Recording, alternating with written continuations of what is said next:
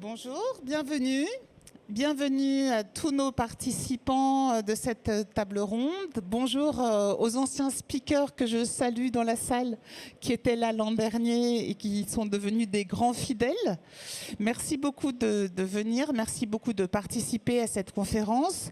Nous allons commencer. Je laisse les dernières personnes s'installer et je vous demande d'applaudir nos speakers qui sont venus de loin, qui ont consacré du temps et qui vont partager les secrets de leur développement et de leur réussite pour s'adapter au futur.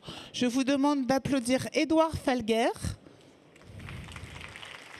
donc directeur du business développement et de l'affiliation de Guino Maricor. Également pour KFC, je vous demande d'applaudir son directeur marketing Pierre Caillot.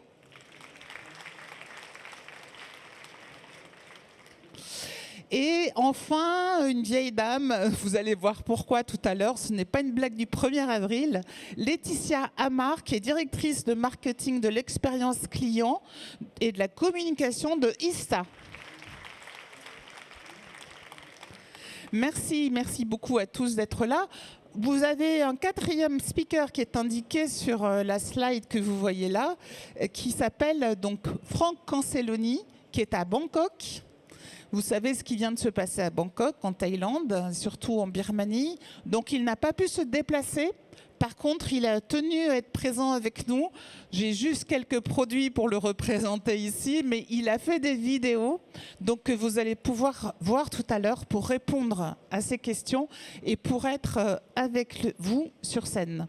Est-ce que vous connaissez Bangkok? Est-ce que vous connaissez la Thaïlande? Est-ce que vous êtes déjà allé en Thaïlande? Levez la main. Ah oui, un bon 20% dans la salle. Est-ce que vous connaissez la marque Jim Thompson?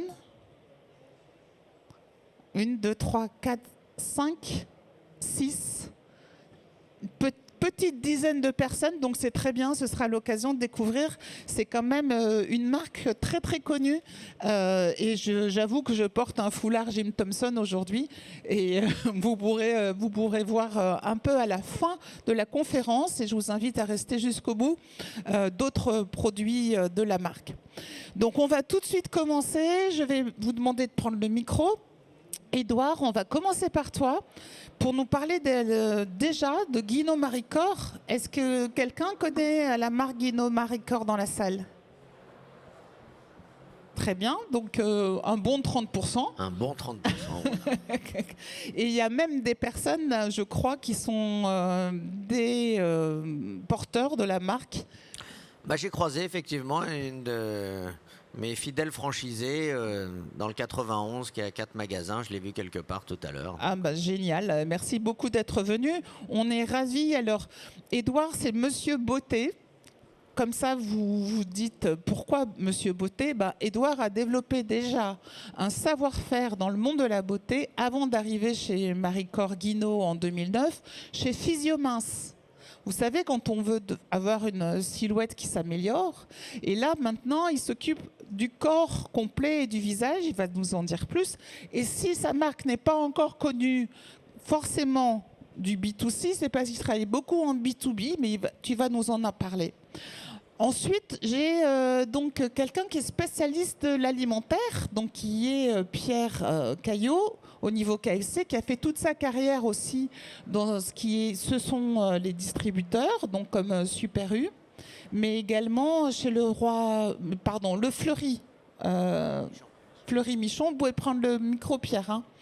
Fleury Michon est depuis 8 ans chez KFC, donc dans la restauration rapide.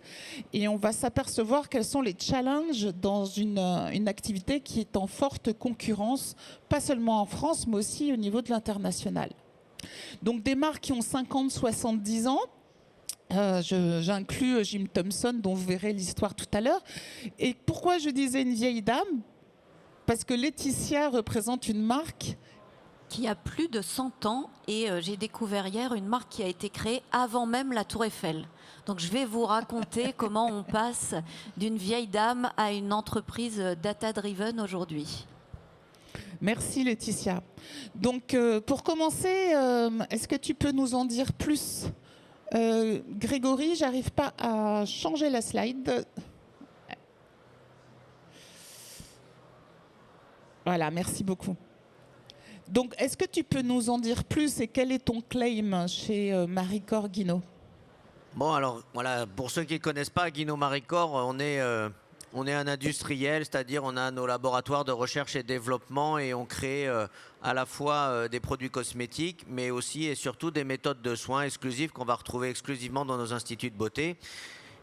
Et si tu m'as demandé d'avoir une Clem Cécile, c'est vrai que cette notion de beauté, c'est vraiment dans le soin du visage et pouvoir être plus belle en 30 minutes, à tout âge, tout type de peau, bah, c'est vraiment, on va dire, ce qui fait la différence chez nous et c'est ce vers quoi on s'attache à chaque fois que l'on va créer ou développer un nouveau produit ou un nouveau soin.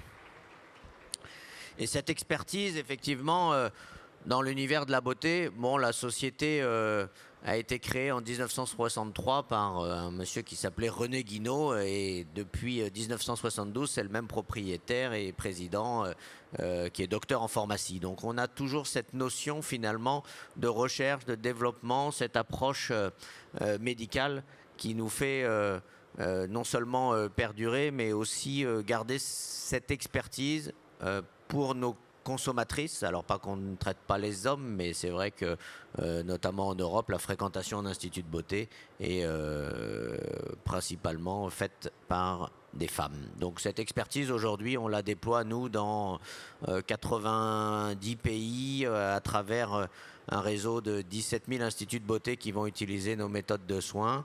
Plus de 400 franchisés aussi en France et 80 franchisés tout à l'heure. Dans le monde. Ah, excusez-moi. La technique nous lâche. La technique nous lâche. Donc tu es dans 17 000 instituts de beauté. Comment est-ce que c'est possible, même si c'est 90 pays Bah, c'est parce que la société, comme je vous le disais, bah, elle existe depuis une cinquantaine d'années. Elle se développe à l'étranger par des contrats de distribution, des exclusivités, de la formation, du personnel sur le terrain qui va accompagner et proposer nos produits et nos services, nos soins, nos méthodes exclusives auprès des instituts de beauté. Un institut de beauté, vous en connaissez sûrement, ça existe à tous les coins de rue, dans chaque ville, dans chaque pays.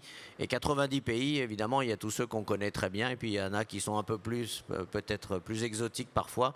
Mais c'est ce qui nous permet aussi, finalement, d'avoir cette analyse et cette fine connaissance des usages de la consommation en esthétique de toutes ces femmes. Très bien. Si Marco est dans la salle, je vais lui demander de passer les slides puisque pour l'instant, on n'a pas la main. Marco, tu es là? Est-ce que tu peux aller passer les slides tant que je n'ai pas de retour de Grégory pour la technique? Ce serait gentil. Merci beaucoup.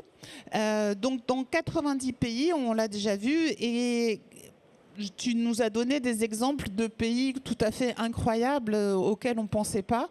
Et notamment, tu me parlais quand on s'est vu pour préparer de l'Iran ou de l'Azerbaïdjan. Oui, alors c'est effectivement, c'est pas les premiers pays sur lesquels on va tout de suite penser instantanément à un institut de beauté, mais c'est aussi des pays où l'appétence pour la consommation en beauté est très forte chez les femmes, chez les hommes aussi, mais on va parler, comme je le disais, principalement des femmes. C'est vrai qu'il y a plus de contraintes dans ces pays pour faire émerger un business, pour tenter de le développer, communiquer dessus, et c'est tout effectivement notre engagement auprès de nos esthéticiennes, auprès des instituts de beauté dans le monde entier. C'est des ambassadrices et c'est ce vers quoi on tend et ce vers quoi effectivement toutes les femmes veulent être plus belles. Hein. Moi je connais pas une femme qui veut pas être plus belle rapidement, avoir un coup d'éclat, un coup de jeunesse. Donc tout notre ADN, il est vraiment dans cette notion de soin du visage qui est le soin de beauté par excellence, celui qui se voit. Un institut de beauté, on peut faire des soins d'épilation, mais on n'est pas beaucoup plus belle après une épilation, éventuellement plus douce.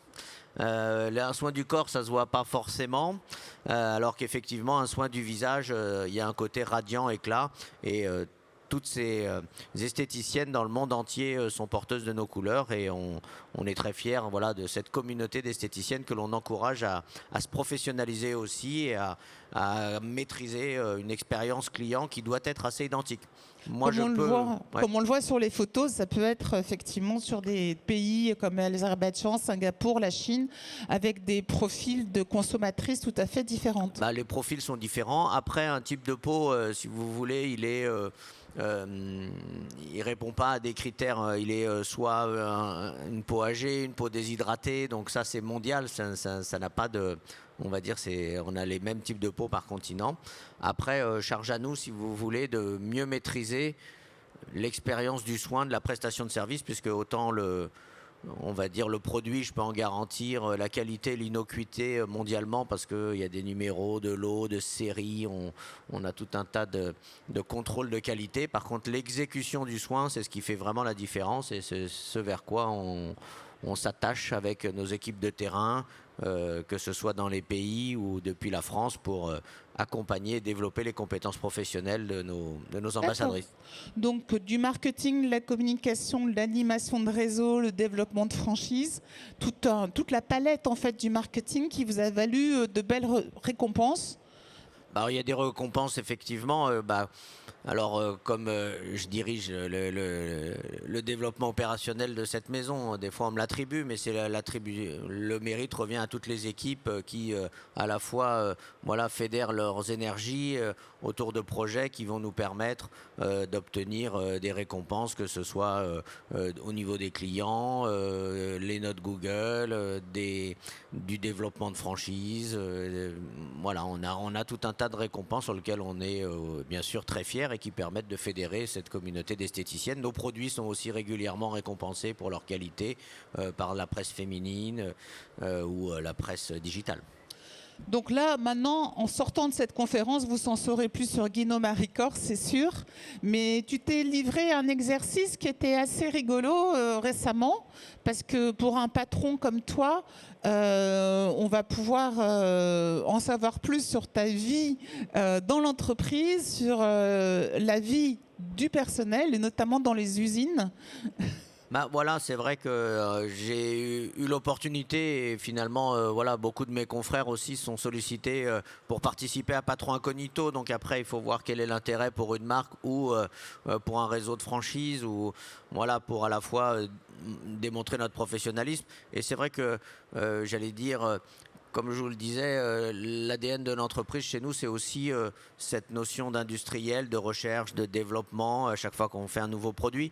Et dans le marketing, on s'applique aussi cette maxime, c'est-à-dire que si on se dit tiens, on va changer notre relation client, on va intégrer des outils digitaux, ça doit faire partie d'une réflexion. Donc il y a de la recherche, du développement, on le fait sur 1, sur 2, sur 3 magasins avant de le faire sur 10, sur 100, sur 500, de le développer à l'étranger. Donc c'est tout ce qu'on s'efforce de faire. C'est Patron Incognito était une belle opportunité pour moi d'aller au contact incognito finalement de mes collègues sur les sites de production. Donc, plusieurs présentations où on te voit sur scène, on te voit à la télévision. Patron Incognito, j'avoue que jamais je ne t'aurais reconnu. Ceux qui me connaissent, ils m'ont jamais vu comme ça. Donc c'était l'objet, je crois, de l'émission. Ah, c'est pas moi qui ai changé les slides, là. Voilà. Merci, Édouard. On va revenir à cette belle histoire. Et maintenant, je voudrais écouter quelqu'un qui est un vrai directeur marketing avec un vrai design qui m'a un peu scotché quand j'ai vu ça. Donc plutôt, je dirais, quand je dis vrai directeur marketing, c'est un vrai créatif. Pourquoi KFC, qui a déjà 70 ans d'expérience en France, a décidé de se positionner différemment? Bonjour à tous, je suis ravi de vous donner un peu de la coulisse de notre marque en France et de notre entreprise. Donc on opère dans un secteur qui est évidemment bien différent du secteur de la beauté. Et j'ai voulu commencer par faire la connexion avec la thématique de cette table ronde qui est sur le futur. Et la connexion au futur de la restauration rapide et en particulier de la marque KFC, elle est évidente puisque aujourd'hui, on a un mantra en interne, en France en particulier, mais aussi au travers de tous les pays du monde, qui est de moderniser la marque, de travailler le cool de la marque. Et donc ce mantra, on le formule en se disant qu'on veut devenir une next-gen brand, donc une marque de nouvelle génération. Et ça veut dire beaucoup de choses en termes d'application digitale, en termes de communication aussi, et en termes de connexion à la Gen Z en particulier. Donc tout ce qu'on peut sizer d'un point de vue marketing, on le fait au prisme de la nouvelle génération. Ça ne veut pas dire qu'il n'y a que la nouvelle génération qui consomme de la restauration rapide, parce que ça représente à peu près 40% de nos consommateurs aujourd'hui. mais c'est vraiment la muse qu'on a à l'esprit en permanence quand on fait des choses. Ce sont les personnes qui nous valident, qui nous donnent la légitimité d'un point de vue communication ou action marketing. Et sans cette légitimité-là, on aura du mal pour nous à transformer la marque à long terme.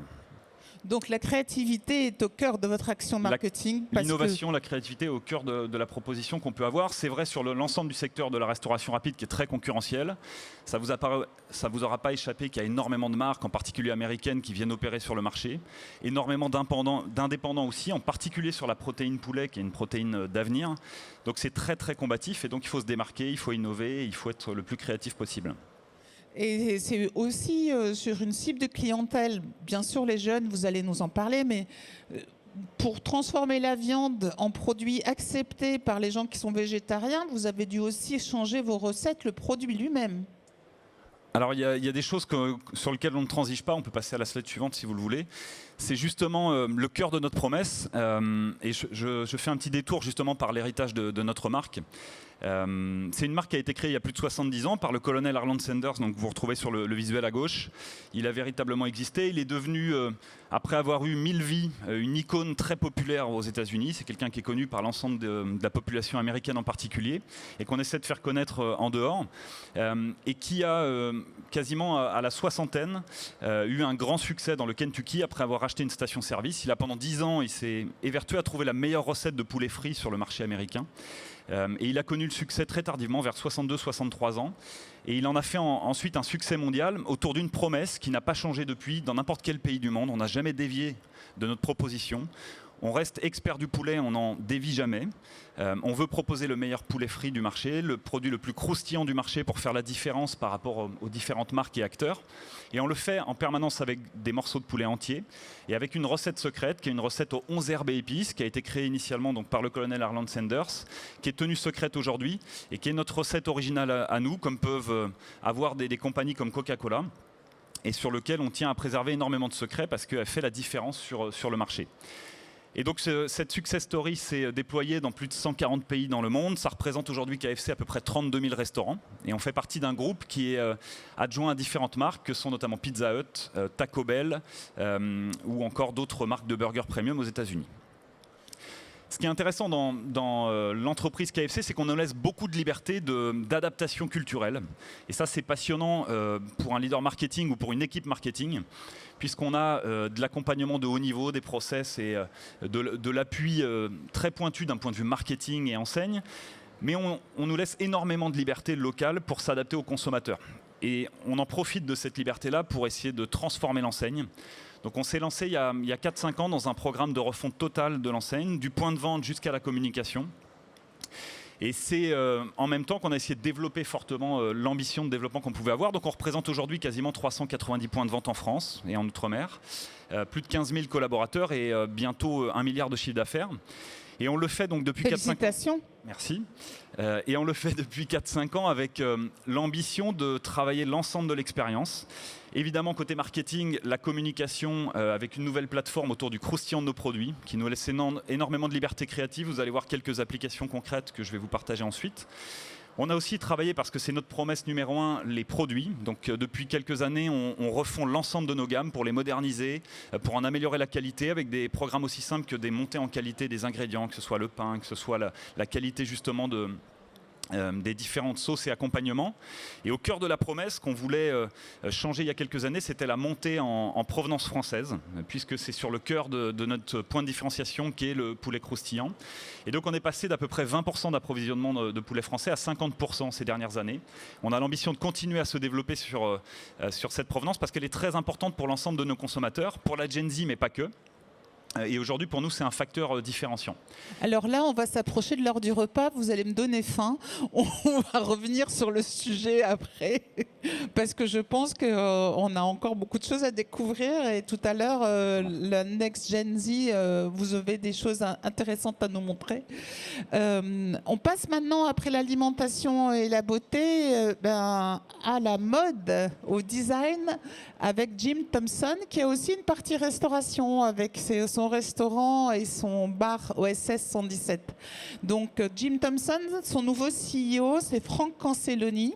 Il est arrivé, quand je dis nouveau, en fait, c'est déjà il y a plusieurs années, mais il vient de l'univers du lifestyle, puisqu'il était le patron pour la zone Asie-Pacifique de Tommy Hilfiger, de Lacoste et de Tommy Hilfiger, Lacoste et de Calvin Klein. Il a fait un petit détour chez North Face. Il a travaillé toute la zone, Singapour, les Philippines, Hong Kong et maintenant la Thaïlande. Et il représente très bien la marque et vous allez voir pourquoi. Next slide. Voilà, donc là, il s'agit de montrer l'héritage. C'est un mot que vous avez en commun, également sur la partie design, mode et art.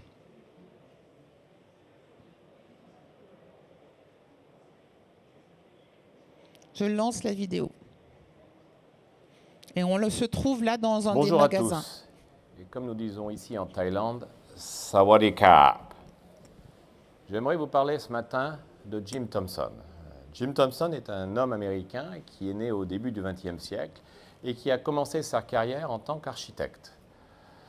Pendant la Deuxième Guerre mondiale, il a rejoint l'OSS. Ne vous y méprenez pas, l'OSS n'est pas le film de Jean Dujardin. Il s'agit de l'ancien nom de la CIA, Office of Strategic Services. À la fin de la guerre, Jim Thompson a voulu rester en Thaïlande. Il est devenu entrepreneur et c'est à lui qu'on doit la relance de l'activité de la soie en Thaïlande qui périclitait après la Deuxième Guerre mondiale. Il a donc créé en 1951 la Thai Silk Company que j'ai l'honneur de diriger aujourd'hui. Cette société a 3 activités bien différentes. La première, comme vous le voyez autour de moi, une activité de mode ou de prêt-à-porter. Une seconde activité, comme on verra tout à l'heure, de tissu d'ameublement. Et une troisième activité qui est plus dans l'hospitalité avec restaurant et bar. Voilà pour Frank Cancelloni et Jim Thompson, nous y reviendrons tout à l'heure. Et enfin Laetitia, donc Laetitia, tu es directrice marketing, communication, expérience client de Ista. Ista qu'on connaissait plus sous un autre nom. Exactement. Alors Ista, c'est une entreprise qui a été créée en 1881 et qui était à l'origine la compagnie des compteurs. Alors ça vous dit toujours rien, mais c'est normal parce que c'était en 1881. 1969, on a été racheté par Schlumberger. Là, ça devrait évoquer pour vous une marque un peu plus connue. Et plus récemment, nous avons été acquis par un groupe allemand, Ista. Cette entreprise, elle a réussi en plus de 100 ans à rester leader sur son marché. Comment on a fait? On a su se réinventer au cours des années, de passer d'une activité, on va dire, de comptage, d'installation de compteurs, à une activité aujourd'hui complètement data-driven, puisqu'on met à disposition de nos clients, B2C, le suivi de leurs consos. Et là, on va toucher à la nouvelle mission d'Ista, qui est bien évidemment de mettre à disposition des clients la mesure et l'analyse de leur suivi de conso, parce que si vous connaissez mieux votre conso d'eau et d'énergie, eh ben vous allez avoir un comportement plus vertueux, c'est-à-dire que vous allez faire des économies. Donc nous proposons des solutions économiques, mais vous allez aussi avoir un comportement écologique plus vertueux. Et donc nous aimons dire que nous proposons désormais des solutions éco-éco, économiques, écologiques, et que nous sommes donc passés en gros d'une entreprise industrielle de pose des compteurs à une entreprise aujourd'hui qui colle aux attentes des clients en termes économiques et écologiques. Et peut-être qu'à la suite de cette intervention, je vais vous expliquer comment on a fait cette passation au fil des années. Et toi aussi, tu as été récompensé. Pierre l'a été et Edouard nous l'a cité tout à l'heure. Donc, tu as été récompensé pour être la personnalité B2C de l'année sur 2024 en e-marketing. Est-ce que le fait d'utiliser l'intelligence artificielle t'a aidé ?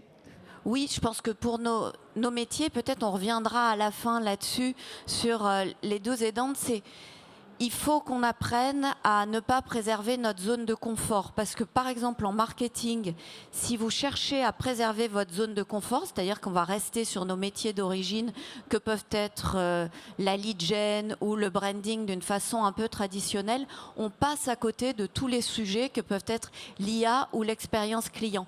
Et ça fait partie de nos métiers. Si on ne le porte pas au marketing, moi, je pense qu'on passe à côté d'une grande partie du challenge et de l'intérêt de notre quotidien. Et oui, et surtout quand il s'agit de préparer le futur. Donc revenons à ta stratégie d'adaptation chez Guinaud Maricor pour le futur, après tout ce que tu nous as montré et expliqué. Quelle est la vision et comment vous vous préparez dans votre ADN? Ça va venir.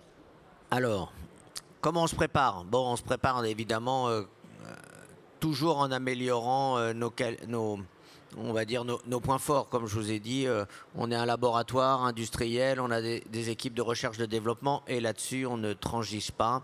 C'est vraiment des normes de qualité, des normes ISO, des bonnes pratiques de production. C'est assez standardisé dans l'industrie cosmétique, mais ça, c'est un claim fort sur lequel on ne déroge jamais. Nos produits tous nos produits, qu'ils soient professionnels ou retail, qui sortent des laboratoires, sont d'une qualité irréprochable. Derrière, c'est effectivement donner à nos esthéticiennes, à nos instituts de beauté, la capacité de pouvoir promettre des résultats et les garantir. Donc un résultat de beauté, c'est, comme je le disais dans le claim au début, plus belle en 30 minutes, tout type de peau, c'est comment je vais pouvoir effectivement, en fonction de nouveaux soins, en fonction de nouvelles technologies, il y a des nouveaux ingrédients, la chimie, effectivement, la recherche, le développement nous aide à performer aussi. Donc on arrive aujourd'hui à des résultats très bons en 30 minutes sur les signes de l'âge. Et ça, les signes de l'âge, ça va intéresser toutes les femmes de 30 à 80 ans. Donc toi, tu es plutôt sur un marketing de photos de réel, en fait. Tu n'es pas sur un storytelling, tu es sur... c'est pas de l'intelligence artificielle. Ouais, c'est la preuve par les faits. La preuve par les faits. Alors évidemment, avant, on fait des tests en laboratoire, etc. Mais après, on incite, via les réseaux sociaux, évidemment, l'ensemble de nos esthéticiennes, avec l'autorisation de leurs consommatrices, à prouver les résultats. Là, vous en avez un petit échantillon, mais ce sont des photos réelles. On a plus de 10 000 photos comme ça de femmes qui ont accepté sur les signes de l'âge, que ce soit contour des yeux, contour de la bouche, d'avoir ces résultats avant-après qui sont assez spectaculaires en 30 minutes. Un marketing un peu cru, on va dire, quand même, mais qui fait ses preuves parce que on se projette facilement et on se dit peut-être que moi aussi je vais pouvoir améliorer les choses. C'est ça, c'est la preuve par l'image, mais c'est vrai que ça fonctionne et c'est surtout quelque chose qui donne confiance aux gens, parce que quand on est le premier à le faire, ou d'avoir des choses des fois qui peuvent être un peu trafiquées, là c'est réel, on a des books, on a des sites internet, on produit des résultats et c'est ce que les femmes recherchent, une efficacité dans le résultat, et dans ces cas-là, la consommatrice est d'accord de payer. Tout à fait, merci. Donc on a un autre témoignage, celui de Jim Thompson, qui s'est positionné sur le lifestyle. Et comme j'ai vécu en Thaïlande et qu'à chaque fois que j'avais des visiteurs, je leur disais « Venez, on va voir le Hermès local, venez, on va voir le LVMH local », il m'a repris quand j'ai préparé cette conférence, il m'a dit « Non, nous, on ne veut pas être assimilé à une marque de luxe ». Et d'ailleurs, si vous voulez regarder le compte Instagram de Jim Thompson, vous verrez bien le nouveau positionnement et il va nous en dire un mot. Et donc là, on est dans une autre partie de leur Cette marque locaux. qui existe depuis près de 75 ans a toujours été perçue ou positionnée comme marque de souvenir. Enfin, les touristes viennent en Thaïlande et achètent un souvenir Jim Thompson. Mais il y a deux éléments. Le premier, c'est que le chiffre d'affaires de cette marque est resté relativement stable au cours des dernières années. Et en parallèle, les attentes des clients ont évolué. Donc nous avons décidé de repositionner cette marque. Dans l'objectif de cette marque, qu'elle devienne une marque lifestyle. Lifestyle ne veut pas uniquement dire de proposer du parfum ou des lunettes avec la marque Jim Thompson, mais d'offrir une palette d'expériences à nos clients. Un bon exemple, là où nous sommes aujourd'hui, nous sommes dans la maison de Jim Thompson, maison qu'il a designée, construite lui-même à la fin des années 50 et où nous accueillons plus de 1000 personnes par jour.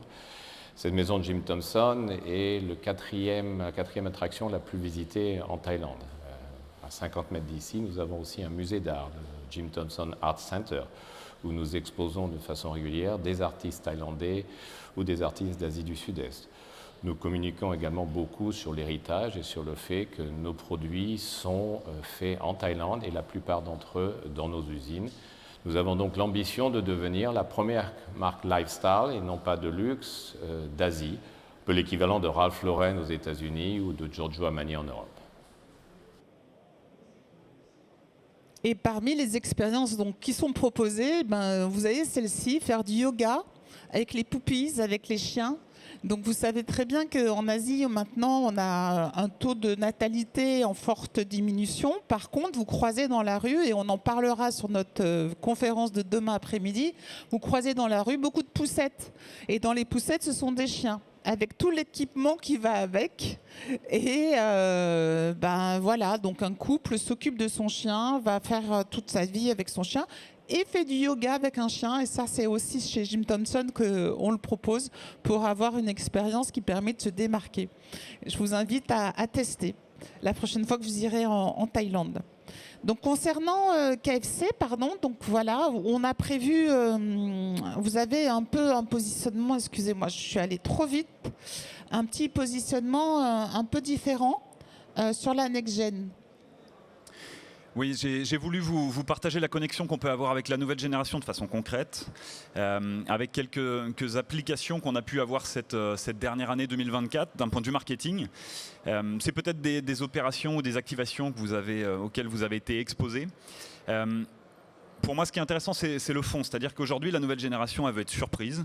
Elle a un panel d'enseignes qui est très conséquent sur le marché et elle a envie surtout de divertissement, de légèreté, de surprise, évidemment de qualité produit. Il faut qu'il y ait une expérience qui tienne la route derrière, qui soit innovante. Mais il faut aussi que ça lui parle par rapport à ses centres d'intérêt, ses passions, que ça connecte énormément avec ce qu'elle aime au quotidien. Ça peut être de la musique en passant par le gaming, le e-sport ou les influenceurs. Donc j'ai pris 2 exemples qui ont été des exemples à succès qu'on a pu opérer l'an passé sur le marché, qui ont fait un bruit assez conséquent. Le premier exemple, c'est ce qu'on appelle un famous order chez nous, c'est-à-dire de faire valider, de faire stamper par un influenceur donc un menu en propre qu'on a co-créé avec lui pendant plusieurs sessions de workshop. Donc cet influenceur, c'est Mr V, qui est venu avec son personnage de Della Mama, qui est son personnage de chef. Donc déjà, dans son personnage, il y a énormément de second degré, donc c'est ce qui nous intéressait parce qu'on a envie de faire des choses sur lesquelles on ne se prend pas au sérieux. On les applique avec un grand sérieux d'un point de vue marketing, en termes d'exécution, en termes de qualité publicitaire, mais on veut avoir le décalage et un brin de folie dans tout ce qu'on fait, vraiment au cœur des propositions de communication. Donc le personnage collait parfaitement à l'ADN. L'histoire n'était pas gratuite parce que c'est un personnage qui vise à proposer des recettes italiennes, donc on a été jusqu'au bout de l'histoire et ensemble on a essayé de créer un produit qui proposait de la scarmozza autour du filet de poulet croustillant KFC. Donc il y a déjà un peu d'amusement là-dedans. Et c'était pas gratuit parce que Mr V est un fan de la première heure de KFC. Donc ça nous a permis de continuer un peu l'histoire, à lui donner une vérité. Il en était très fier et nous aussi. Et on a eu un succès qui était conséquent. Ça représentait quasiment près de 40% des sandwichs vendus dans l'enseigne pendant la date de l'opération. On a eu un bruit qui a été très important, y compris en organique. Et donc c'est une opération dont on est très fier parce qu'elle a chamboulé un petit peu le marché et elle a amené notamment beaucoup de collaborations depuis, puisque vous pouvez voir pas mal d'opérations avec des profils différents sur la restauration rapide. J'ai pris un autre exemple qui était intéressant par la surprise qu'il amenait sur le marché, c'est puisqu'on s'est associé à notre principal concurrent qui est Burger King. C'était complètement inattendu d'un point de vue consommateur et c'est ce qu'on aimait dans cette collaboration-là. On a voulu le faire aussi avec beaucoup de décalage et ça a fait un bruit certain sur le mois de novembre et on était très très fiers de pouvoir marquer les esprits justement en faisant ce que personne n'attend, à savoir s'associer à son concurrent pour créer un moment un peu léger de créativité et lui donner une réalité dans nos restaurants communs. Dans la légèreté, on peut parler de l'île de la tentation, mais non, pas aujourd'hui. Mais non, pas aujourd'hui. Pas aujourd'hui. Non, je vous invite à regarder sur les réseaux sociaux. Cécile veut absolument que je parle d'une activation qu'on a fait sur les réseaux sociaux, mais c'est compliqué de vous la partager sans vous présenter la vidéo. Donc je vais vous donner un exemple qui est assez similaire. En ce moment, on a une activation publicitaire qui peut sembler classique à l'origine, mais je voulais la partager parce que elle a finalement, pour moi, elle symbolise bien ce qu'est la recette pour moi gagnante aujourd'hui sur la nouvelle génération. Ah, on diffuse la vidéo.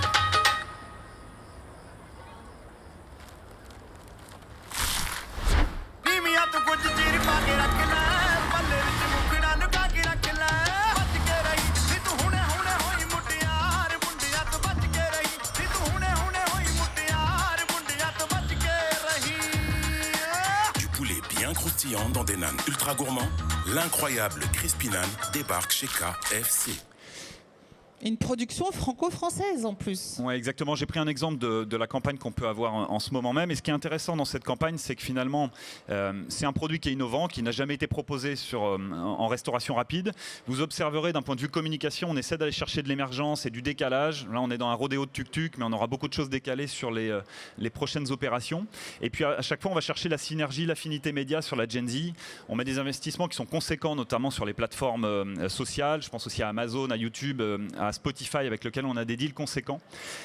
Et on essaie de porter ça avec un niveau d'exécution, notamment dans les points de vente, qui est conséquent. Donc pour moi, c'est un symbole assez concret de la façon dont on approche un retail assez moderne aujourd'hui auprès de la nouvelle génération. Et un code couleur aussi qui plaît beaucoup, qui est effectivement sur un positionnement un petit peu différent du logo initial, mais qui marche bien. Et je dois dire qu'étant beaucoup en Asie, j'ai vu aussi des opérations sur le Japon pour Noël. C'est devenu un storytelling, mais aussi concrètement, la notoriété s'est beaucoup développée sur ce type de partenariat et événementiel sur la consommation. Et ensuite, un nombre de franchisés qui se développe exponentiellement en Asie. Merci pour ce retour et puis cette campagne qui nous ramène à la créativité. Créativité aussi, on en parle même sur une activité plus industrielle avec toi, Laetitia. Bah oui, tu as raison, Cécile. Donc, ISTA, c'est sur le domaine de l'utilities et on a deux types de clients, du B2B et du B2C. Et le challenge est passionnant, c'est comment accompagner une marque B2B industrielle vers une marque de confiance du quotidien de nos résidents. Puisque ce qu'il faut que vous ayez en tête, c'est qu'à l'origine, quand on installe des compteurs dans vos immeubles, on intervient une fois par an. Et là, on va chercher, grâce à la data, à être une marque de confiance que vous ayez en tête tout au long de l'année et au quotidien. Et comment on a réalisé cette transition? Donc, on a travaillé sur les deux volets. Sur le volet B2C, comme vous pouvez le voir, on a lancé une campagne qui est beaucoup plus poétique, inspirationnelle et qui va nous projeter vers un monde plus durable et vers un monde d'avenir pour essayer de créer une confiance, notamment avec la jeune génération et en mettant en avant plutôt le digital. Et sur le côté B2B, notre enjeu est là de devenir un partenaire aussi de confiance dans l'expertise. Donc on a travaillé plutôt la partie contenu, donc au-delà d'avoir relancé notre site, notre nouveau logo, on a retravaillé tous nos contenus pour devenir, pareil, un expert au quotidien des enjeux de l'eau et de l'énergie. Et à titre d'exemple, l'an dernier, on a fait un truc super. Avec Christelle, on a lancé notre premier baromètre eau. Et qu'est-ce qu'on apprend? Que, en gros, les fuites dans les immeubles, messieurs, dames, je pense que vous ne savez pas, mais c'est près de 9000 piscines olympiques par an, près de 92 millions d'euros qui sont gâchés. Et notre rôle chez ISTA, c'est plus simplement d'installer des compteurs, mais c'est bien de s'inscrire dans un rôle de conseil. Et pour ce faire, on est obligé de retravailler l'intégralité de nos contenus grâce à la data qu'on maîtrise au quotidien. Donc une activité qui a complètement switché de l'industrie B2B vers une marque de confiance B2C au quotidien auprès des consommateurs. Donc effectivement, la notoriété va remonter avec ce nouveau positionnement. On travaille pour. Et maintenant que tu parles de technologie, justement, je voudrais savoir, pour s'adapter sur le futur, quelle technologie vous utilisez? Et chez Édouard, chez Maricor Guinaud, quels sont vos outils? Bon, déjà, il faut partir du préalable que la technologie, aujourd'hui, elle est partout. On vit avec à tous les niveaux, principalement effectivement avec son smartphone. Donc aujourd'hui, pour n'importe quelle marque, il devient indispensable d'avoir une relation client proche avec ses consommateurs et par les réseaux sociaux, par une application dédiée, et c'est ce qu'on s'efforce de faire. Alors ça permet, oui, évidemment, de prendre rendez-vous, parce qu'on va plutôt à l'Institut de beauté sur un rendez-vous, en fonction de son planning. Donc ça permet de booker, de choisir son horaire, de choisir son esthéticienne, de choisir son lieu, de gérer sa fidélité. Donc ça, ce sont des choses effectivement aujourd'hui indispensables. Après, le parcours client, voilà, il commence à l'extérieur du magasin, il continue à l'intérieur du magasin, il s'arrête jamais. Hein, c'est comme une espèce de signe infini. On est sans cesse en contact avec les marques avec lesquelles on a une affinité. Et c'est vrai qu'aujourd'hui, les vitrines, elles deviennent digitales, c'est-à-dire qu'elles permettent de vous reconnaître, de vous adresser un message. Demain, sûrement, nos cabines de soins. Nos appareils, de soins sont équipés de vidéos. Le vidéo en temps réel du soin, ça permet à la praticienne de ne pas se tromper, de garder le même temps de chaque procédure, que l'on soit à Tokyo, en Thaïlande, à Paris, à New York, etc. Donc ça, c'est important. Et c'est la reconnaissance aussi de la consommatrice qui va pouvoir avoir le résultat qu'elle attend et le prix qu'elle attend, la durée qu'elle attend. Et ça, c'est ce degré de confiance. Donc la technologie, les applications, les écrans vidéo aident à maîtriser mieux la relation client. Et derrière, on peut même la mesurer aujourd'hui assez facilement avec tout un tas d'indices de satisfaction. Donc je vois que j'ai un écran personnalisé pour moi, donc qui m'attend pour faire un test. Tout à fait. Mon prénom étant Cécile. Chez KFC, comment vous utilisez le digital dans l'expérience ? Oui. Alors j'ai voulu insister sur justement ce qui est en dehors de la communication, parce que c'est vrai que d'un point de vue purement marketing, on dépense plus de 30% de nos budgets médias sur le digital, donc c'est un point important d'expertise pour nous. Mais vraiment sur le digital, il est au cœur de l'expérience sur d'autres volets. Le premier, c'est on s'en sert de stimuli sur la qualité de service qu'on peut apporter en restaurant. Un stimuli de performance également pour les collaborateurs et les équipes, avec un énorme focus qui est mis dans le pilotage qu'on peut avoir des restaurants et de nos franchisés sur la e-réputation, avec notamment la présence web et l'évaluation des notes Google. Donc évidemment, c'est parcellaire parce que c'est pas au cœur de l'expérience de tous les consommateurs, mais c'est un symbole quand même pour nous de la progression en qualité de service qu'on peut apporter dans les restaurants. Donc on incite énormément des restaurants à améliorer et travailler leurs notes, et on a été l'enseigne la plus performante en 2024 sur le sujet. Donc depuis qu'on y met un focus depuis quelques années, ça nous permet de faire monter sur le fond la qualité de service qu'on apporte aux consos. Le digital, il est au cœur de nos ventes aussi, puisque les bornes avec lesquelles vous êtes probablement familier dans la consommation en restauration rapide représentent aujourd'hui plus de 60% des ventes. Donc la plupart des ventes qui s'opèrent en restauration rapide et chez KFC s'opèrent par le biais d'un outil digital. Mais ce qui est intéressant dans cet outil digital, au-delà de faciliter l'expérience du consommateur, c'est qu'on va pouvoir personnaliser énormément son expérience. Donc on est par exemple en train de tester depuis quelques semaines un outil d'IA qui vient selon l'historique de commande et selon le badgeage fidélité du consommateur, lui proposer des produits adaptés à la saison, mais également à son historique de commande. Et c'est quelque chose qui, pour nous, va donner une puissance très importante à ces outils digitaux sur le futur. Ça va permettre au consommateur d'être plus pertinent dans ce qu'on lui propose comme produit, et pour nous, en tant qu'entreprise, de l'amener à dépenser plus dans nos points de vente. Et enfin, le vaisseau amiral de notre conquête digitale, il se fait en termes d'acquisition par le biais de l'app. Évidemment le site internet, mais aujourd'hui c'est l'app qui est le cœur du réacteur, avec des plans d'acquisition massifs d'un point de vue marketing sur la loyalty, l'outil de fidélité, qui représente aujourd'hui plus de 4 millions de personnes en termes de porteurs d'app, et sur lequel on investit très fortement pour aller mieux connaître nos consommateurs, développer le côté communautaire et proposer de plus en plus de services à ces consos et les récompenser au fil de leur visite. Parfait. Et chez toi, Laetitia, comment vous utilisez le digital ? Une fois de plus, le digital est devenu au cœur de notre métier. On est complètement data-driven. Je pense qu'on est tous sensibilisés ici à l'augmentation des prix de l'énergie et à l'augmentation du prix de l'eau. Qui n'est pas au courant ? Ce que vous voulez, du coup, c'est mieux maîtriser vos consommations. Pour mieux maîtriser vos consommations, il faut les connaître et il faut avoir un accès quotidien à ces consommations. Nous, tout le rôle de notre métier, c'est justement de développer ces nouvelles solutions pour que vous deveniez consommateur. Comment on s'y prend ? C'est faire plein de dev, travailler très proche avec les équipes IT, faire du dev sur des simulateurs d'énergie, faire du dev sur des meilleures alertes et faire du dev sur des meilleurs suivis de la conso. Quel est le rôle du marketing, à mon sens, dans les entreprises comme ça, très data-driven ? C'est de s'assurer que les équipes IT ne vont pas, alors il n'y a peut-être pas ici d'équipe IT, donc je peux le dire, entre marketeurs, on peut se le dire, ne vont pas développer pour développer, mais au contraire, vont développer pour répondre à une attente d'un client et d'un besoin ou d'une motivation client. Parce que parfois, ce qui peut se passer, quand on est comme ça sur la data, c'est qu'on développe de nouvelles fonctionnalités qui ne répondent pas du tout à un besoin. Donc on investit, nous, énormément dans les études clients, les études marché, pour être sûr que les innovations qu'on met en place et qu'on lance sur le marché répondent à un besoin. Et on s'est structuré ces derniers mois en mode agile pour être en mesure de sortir des innos et des nouvelles fonctionnalités à peu près tous les trimestres, ce qui va aussi nous aider en termes de notoriété, puisqu'on a une nouveauté produit à annoncer par trimestre. Pour une vieille dame, c'est pas mal. C'est pas mal et tu mets le client au cœur, donc c'est parfait. Exactement. Chez Jim Thompson, ils ont aussi adapté, puisque bon, la relation client est très importante pour eux et dans le storytelling, évidemment.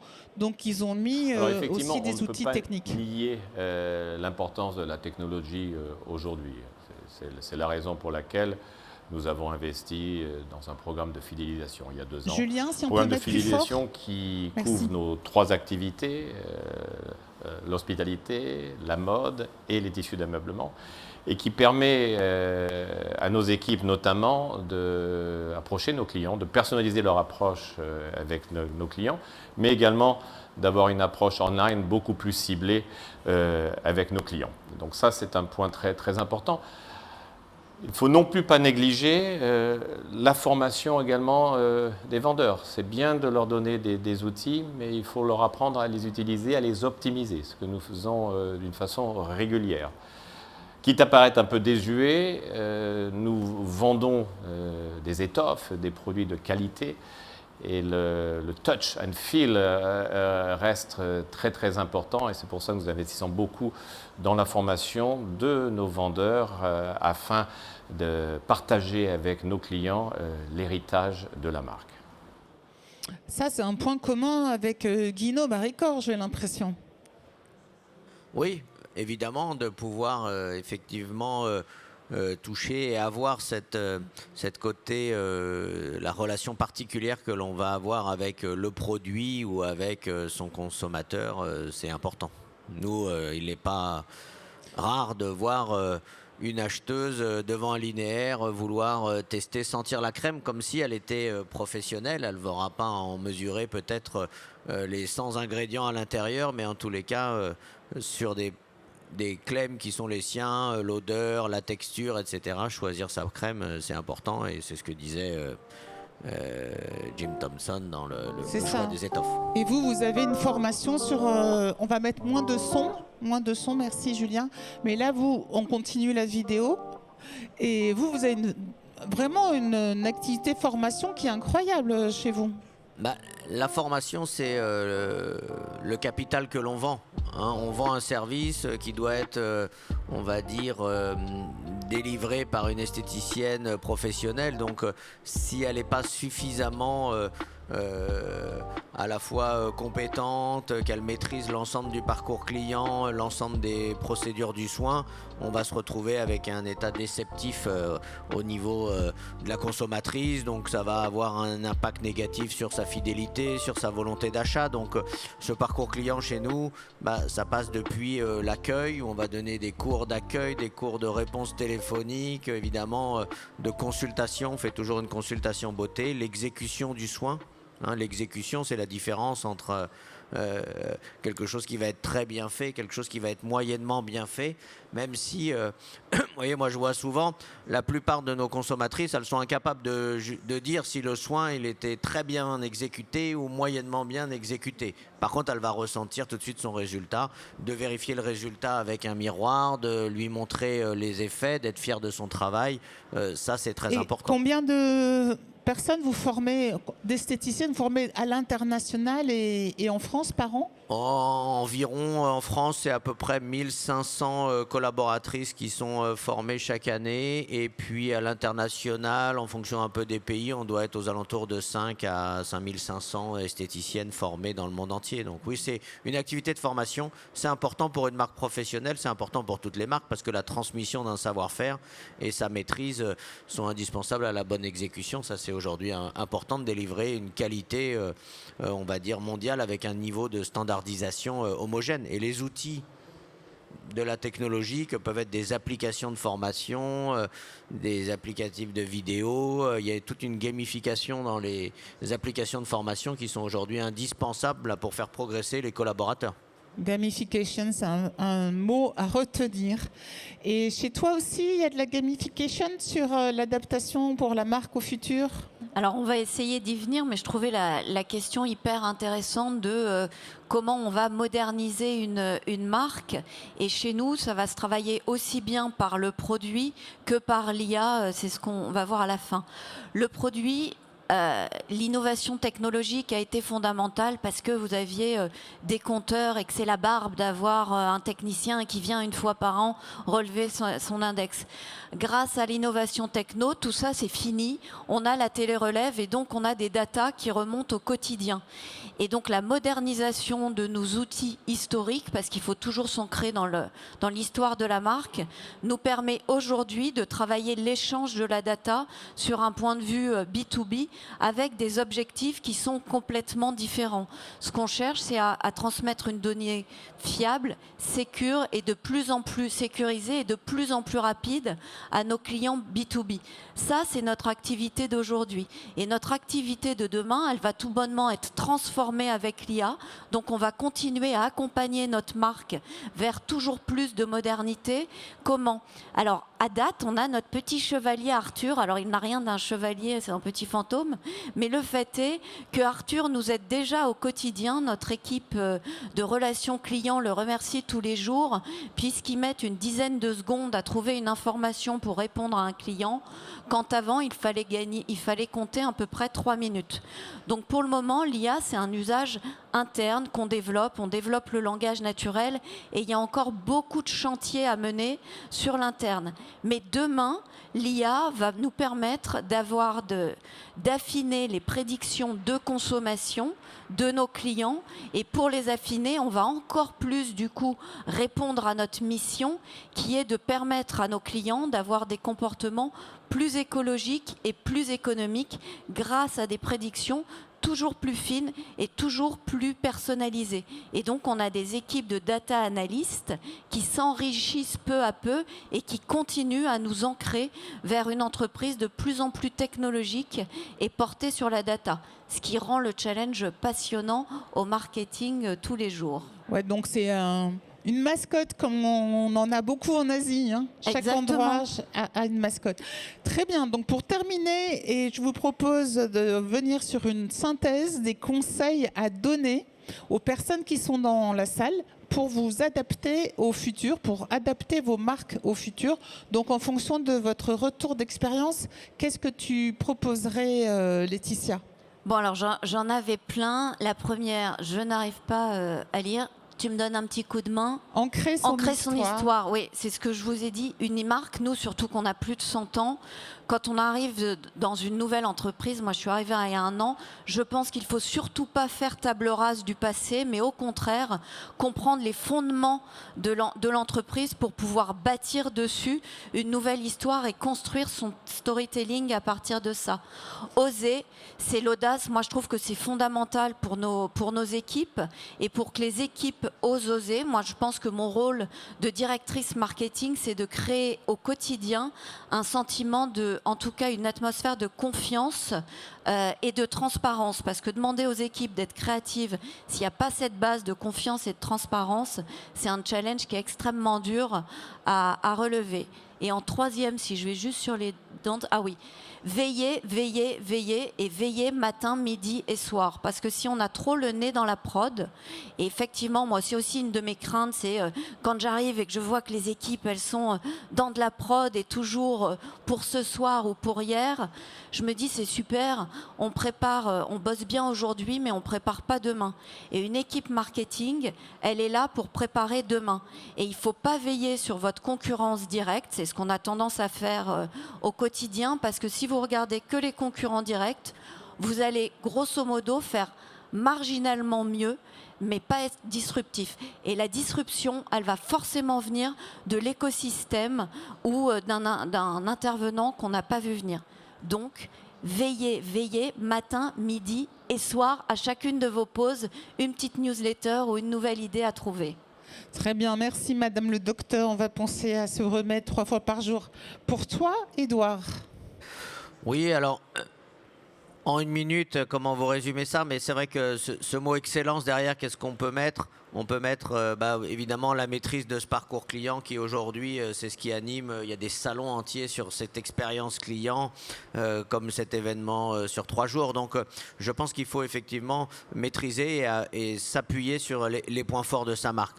La formation pour une marque professionnelle comme nous, c'est un must, où on doit être excellent en formation et la desservir pour former toutes les équipes. Quand on a 17 000 points de vente, si chacun a 3 collaborateurs, vous voyez, ça fait plus de 45 000 personnes, 40 000 personnes dans l'année, effectivement, à former régulièrement. Des produits et des soins efficaces, nous, c'est ce que l'on s'efforce de faire. Parce que on revendique un prix, on revendique une qualité, et il faut que le soin de beauté ou le produit soit efficace. S'il ne l'est pas, il n'y a pas de valeur ajoutée par rapport à d'autres marques. Ce qu'il ne faudrait pas faire, oui, moi j'ai dit se renier parce qu'on a un ADN fort et nous on ne veut pas en déroger. Alors effectivement, il faut se servir de ces nouvelles technologies, il faut les regarder, mais il ne faut pas forcément être trop séduit par les tendances de marché. Nous, dans l'esthétique, c'est vrai, on voit tout de suite un nouveau soin à la mode, une nouvelle méthode, mais c'est un peu l'effet feu d'artifice, ça retombe aussi vite. Il y a des choses comme ça qui nous permettent aujourd'hui, en ne se rognant pas, de malgré tout rester une marque leader dans la beauté professionnelle depuis plus de 50 ans. Et par contre, il ne faut pas sous-estimer non plus toute l'importance aujourd'hui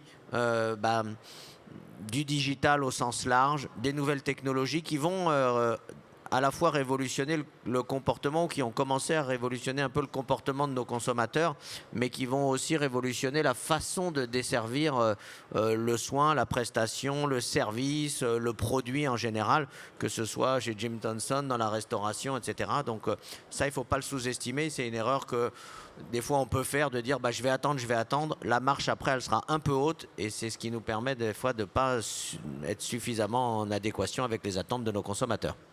En 3 hashtags, qu'est-ce que tu peux conseiller aux personnes qui sont dans la salle, Pierre?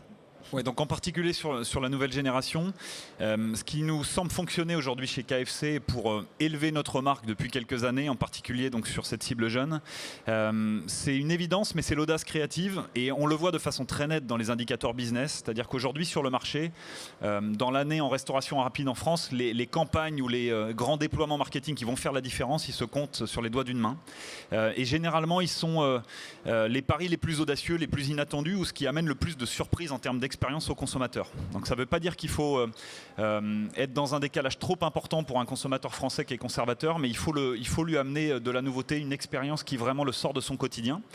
Et il y a vraiment beaucoup plus de bénéfices marketing à se taire quand on n'a rien à dire que l'inverse, et à choisir ses combats et concentrer ses efforts. Le deuxième point, c'est une cible qui peut être intransigeante en termes de code, notamment en termes de code culturel, si on ne la respecte pas, puisqu'aujourd'hui, elle nous valide, je dirais, culturellement en tant que marque, mais elle peut très facilement nous faire passer d'une marque cool à une marque qui est has-been ou old-fashion, si on tombe à côté, et si on est dans de l'appropriation culturelle. Donc il faut, avec nos agences marketing, avec nos équipes marketing, en permanence être connectés à ces différents passion points, la comprendre, surtout une cible qui est aujourd'hui très volatile et très morcelée en termes de communauté, pour être le plus juste possible et le faire dans les codes de sa marque pour pas que ce soit gratuit. Et le dernier point, il me tient à cœur parce que c'est un peu l'histoire de KFC ces dernières années.